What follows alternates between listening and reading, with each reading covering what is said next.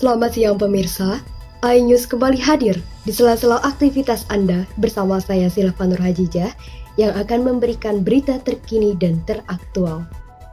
Tembakan gas air mata dari aparat telah menyebabkan ratusan supporter bola kehilangan nyawa di Stadion Kanjuruhan Malang pada 1 Oktober 2022. Semua menyebut peristiwa itu sebagai tragedi Kanjuruhan Malang. Setidaknya, sudah 135 korban tragedi dinyatakan tewas. 39 orang luka berat dan 260 orang luka ringan dalam peristiwa tersebut.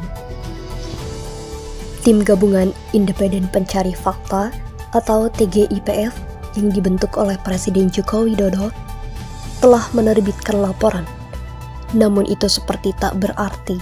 Kasus yang menyebabkan ratusan nyawa melayang itu hingga kini seperti mendek jalan di tempat.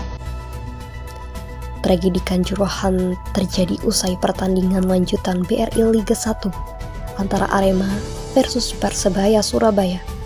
Laga yang dikenal sebagai derby Jatim itu berakhir dengan kemenangan tim tamu Sabtu 1 Oktober malam.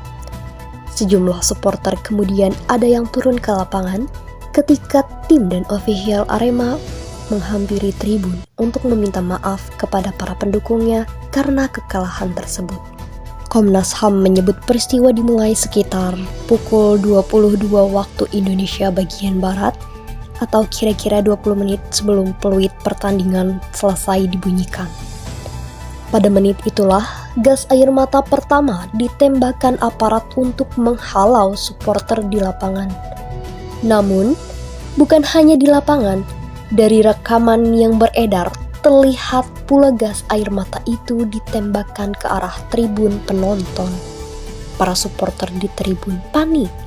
Mereka berhamburan berdesak-desakan ke arah pintu keluar yang terbatas sambil menahan rasa perih di mata.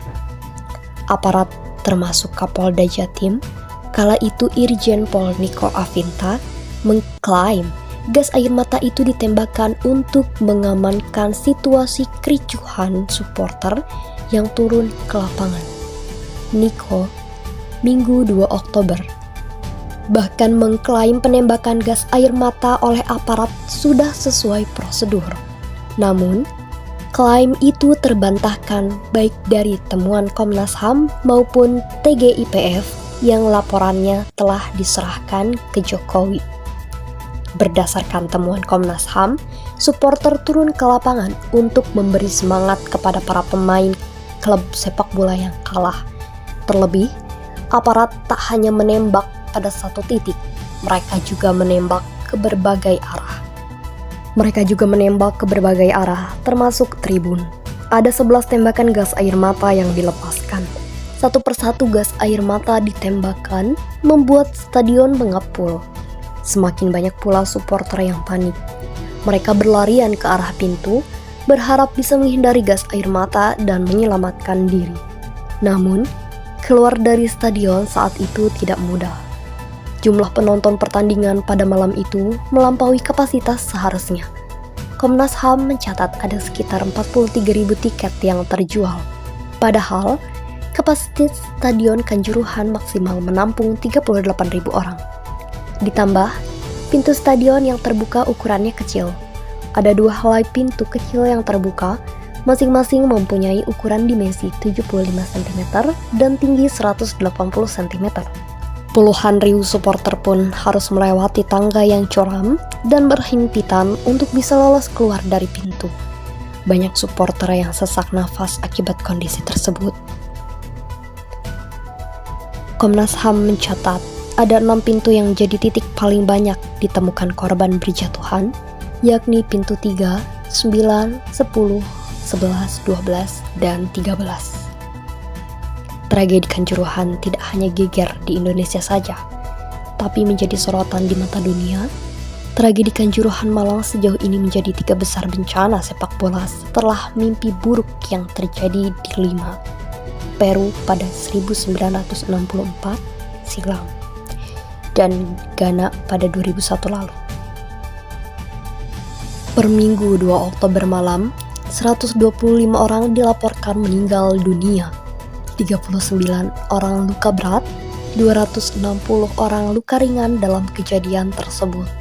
Banyaknya korban yang berjatuhan bukan diakibatkan keributan antar supporter, melainkan tembakan gas air mata ke arah tribun yang membuat semua orang sesak nafas, terinjak-injak, berdesak-desakan untuk keluar dari stadion dan mencari tempat yang aman. Kepanikan yang terjadi diakibatkan oleh gas air mata di mana-mana, bahkan di luar stadion. Seharusnya aparat keamanan paham akan resiko ditembaknya gas air mata langsung ke tempat penonton. Dalam perkara ini, keenam tersangka dijerat dengan pasal 359 dan pasal 360 KUHP tentang kelalaian. Selain itu, mereka juga dijerat pasal 103 junto pasal 52 Undang-Undang Nomor 11 Tahun 2022 tentang keolahragaan. Sekian berita yang dapat iNews sampaikan siang ini. Saya Silva Nurhajijah, pembawa acara iNews yang mengucapkan terima kasih dan sampai jumpa.